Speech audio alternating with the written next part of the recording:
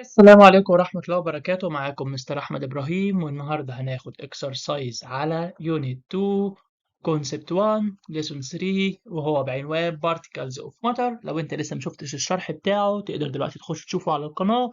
هتلاقي في آخره قلنا إن كان في واجب، ده اللي هنحله مع بعضينا دلوقتي يا طلاب جريد 5. بس قبل ما نبدأ الفيديو مع بعضينا ما تنساش تنزل تشترك في القناة وتفعل زر الجرس، تعمل لايك للفيديو عشان يوصلك كل جديد ويوصل لزمايلك، واكتب لنا أي سؤال عندك في الكومنتات ويلا بينا نبدأ الحل. أول حاجة عندنا سؤال complete بيقول لك نقط are known as building units of matter. إيه هي ال building units of matter؟ فاكر لما كنا بناخد أنواع المطر زي السوليد والليكويد والجازز، كنا بنلاقي حاجة كده بنرسمها عبارة عن كور كده، وساعات قلنا إن هي ممكن يعبر عنها البينج بونج لو تفتكر لما خدنا مثال. طيب كانت الكور دي أو البينج بونج أو الحاجات الصغننة دي كنا بنقول عليها إيه؟ كنا بنقول عليها particles. يبقى البارتيكلز هي البيلدينج يونت. يبقى مين هي البيلدينج يونت بتاعت المطر؟ البارتيكلز. طيب السؤال التاني بيقول لك بقى البارتيكلز دي بتاعت مين are held more loosely than particles of solid. مين بقى؟ مين اللي more loosely من السوليد؟ هتبقى الإجابة liquids. الليكويدز هي اللي كانت held more loosely من السوليد. تمام. السؤال التاني بيقول لك the shape of نقط، الشكل بتاع ايه؟ don't have definite shape، ملوش بقى كده شكل ثابت او بتاع. يبقى مين؟ الليكويد. برضو فاكر الميه لما قلنا بتاخد شكل الحاجه اللي تحط فيها الميه او الميلك او الاويل، ووتر بقى، ميلك اويل، اي ليكويد ممكن تحطه في كوبايه ياخد شكلها، في ازازه ياخد شكلها، وهكذا. طيب السؤال الرابع بيقول لك matter is something that you can نقط ونقط and نقط. فاكر لما قلنا احنا بنقدر نعمل 3 حاجات للمطر؟ بنقدر نشوفها ونحسها ونشمها. see feel smell see feel smell see feel smell. يبقى see وفيل وسمell. تمام.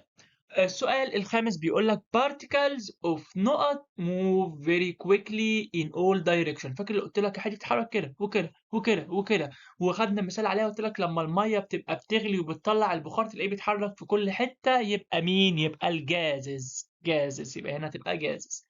في سؤال بيقول لك what happened solid change into liquid. يعني حاجه كانت صلبه اتحولت لليكويد. تمام. بالنسبة لإيه؟ للسبيد بتاع البارتيكلز، هل هي هتزيد ولا هتقل؟ طب ما تيجي نشوف. لو إحنا عندنا المثال ده مثلا سوليد، كانت مين مثلا؟ كان الأيس، وجينا زودنا درجة الحرارة فتحول لووتر، فالبارتيكلز كانت إيه بقى؟ سرعتها كانت إيه؟ كانت سرعتها قليلة أو محكومة أو أصلا ما بتتحركش. بعد كده لما هتبقى ووتر بقى، هتبقى ليكويد، إيه اللي هيحصل؟ هتتحرك أسرع. يبقى إيه كده؟ يبقى it will increase. يبقى إيه؟ هتزيد. تمام.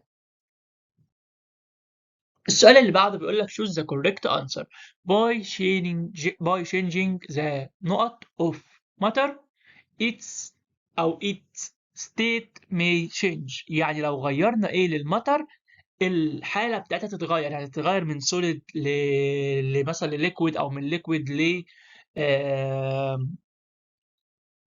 لجازز. هل الماس لو غيرنا الكتلة؟ لا.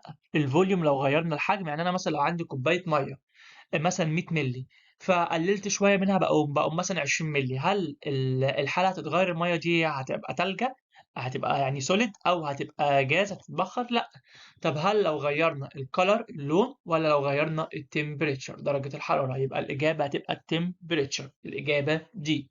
طيب if water is exposed to high temperature its particles will move نقط and the water may change into نقط.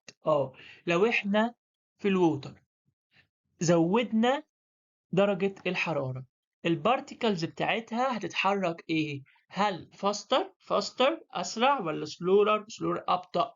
تتحرك اسرع ولا ابطأ؟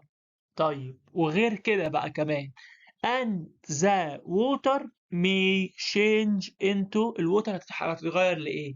لأيس ولا لفيبور، ولا أيس ولا فيبور؟ طب الأول نجاوب على جزء السؤال الأولاني. إحنا لما هنزود درجة الحرارة الجزيئات بتاعة الووتر اللي هي البارتكلز دي هتتحرك فاستر أسرع، يبقى أنا عندي الإجابة يا هتبقى A يا B، لكن C ما تنفعش ودي ما تنفعش.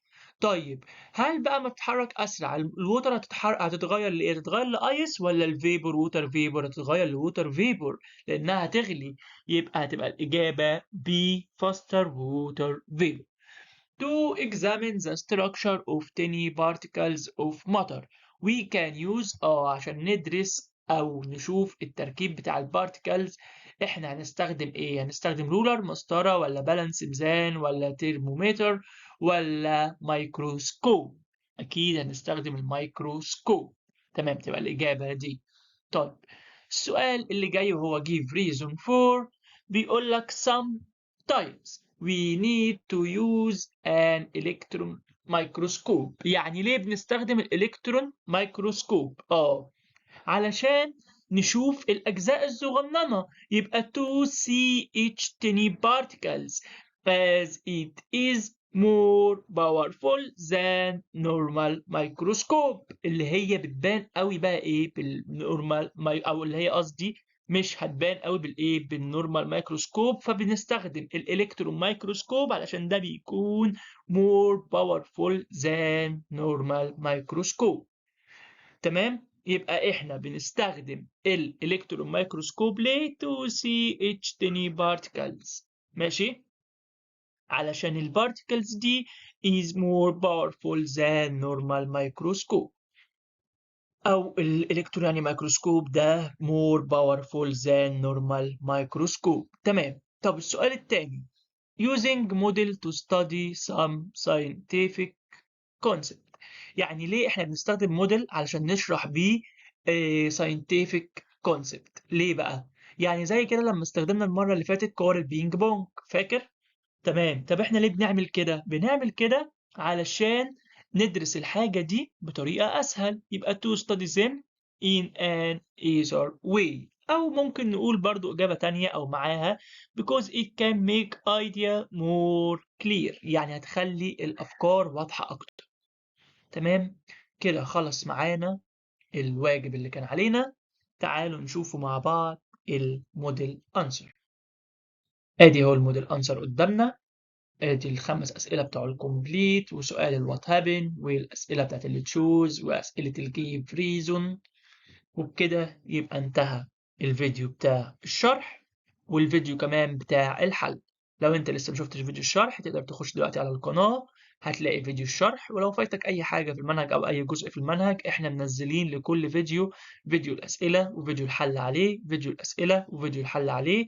ولو عايزين نحل كم اسئلة اكبر وامتحانات اكتبوا لنا في الكومنتات وهنبدأ نحل كم اسئلة اكتر بكتير من كده. وكان معاكم مستر أحمد إبراهيم وأشوفكم الحصة الجاية، والسلام عليكم ورحمة الله وبركاته.